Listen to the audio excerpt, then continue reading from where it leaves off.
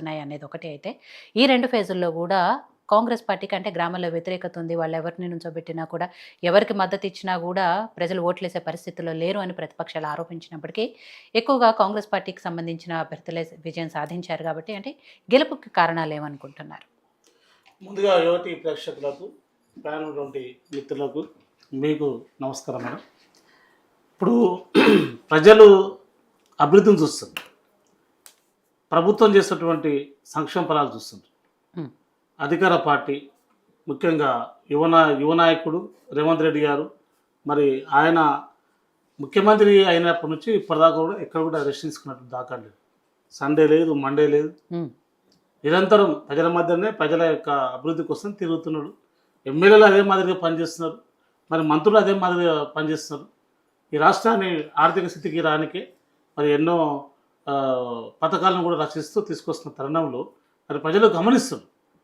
ఇప్పుడు వాస్తవికంగా కొంత వ్యతిరేకత కనిపించింది మూడు దాకా, కానీ ఇప్పుడు ఈ ఎలక్షన్ ద్వారా, పంచాయతీ సర్పంచ్ ఎలక్షన్ ద్వారా మరి ప్రజలకు ముఖ్యంగా గ్రామాల్లో ఉన్నటువంటి ప్రజలు కాంగ్రెస్ పార్టీని మరి ప్రభుత్వాన్ని నమ్ముతున్నారు, ఎమ్మడి ఉన్నారు అనేది మనం చూస్తున్నటువంటి ఈ 2 ఎన్నికలు.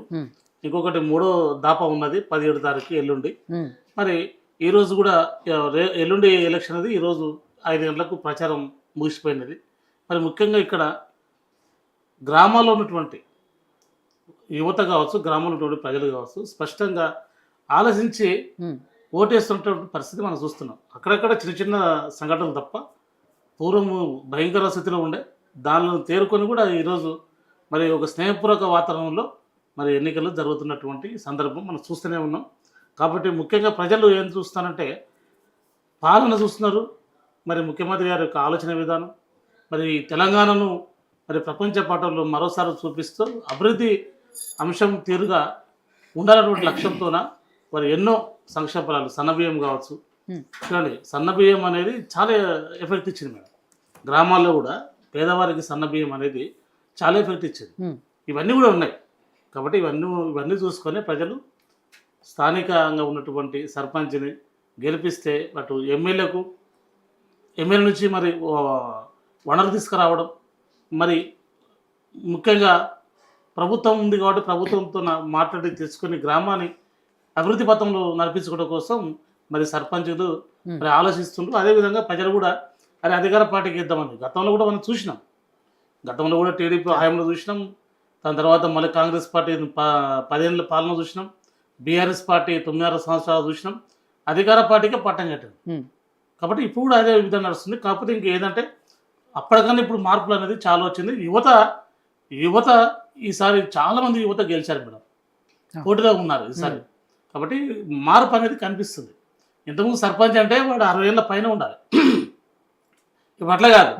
23 సంవత్సరాల అమ్మాయిలు, అబ్బాయిలు, అదేవిధంగా కొంతమంది సాఫ్ట్వేర్ ఎంప్లాయీస్ కూడా సర్పంచ్గా గెలుపొందారు. మరి ఉద్యోగంలో ఉన్న వాళ్ళు కూడా ఎస్ఐ ఒక అతను రిజైన్ చేసి కూడా పోటీలో ఉన్నారు.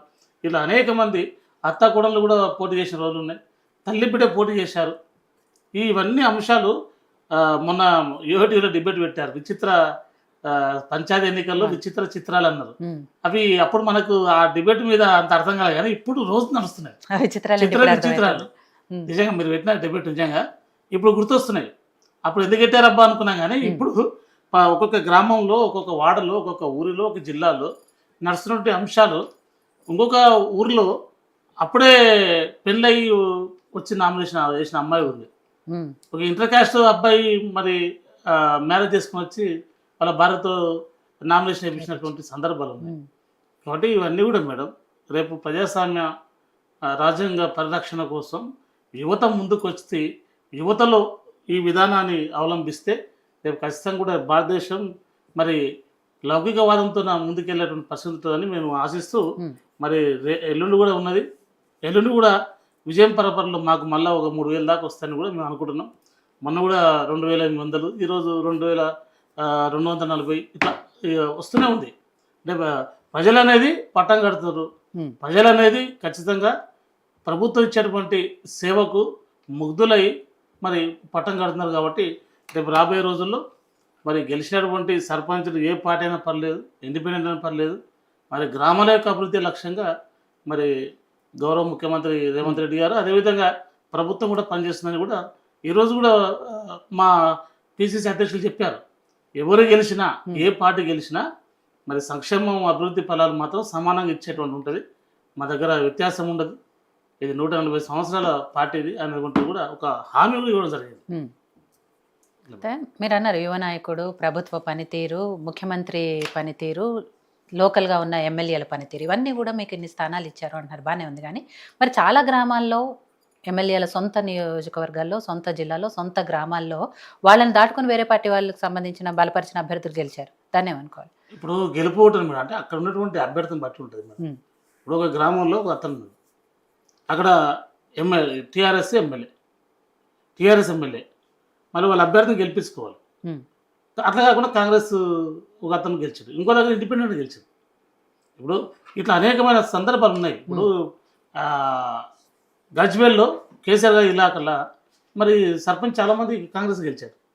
అంటే కేసీఆర్ గారు రాజకీయంగా మూలపడడం అన్నికి రాదు కదా.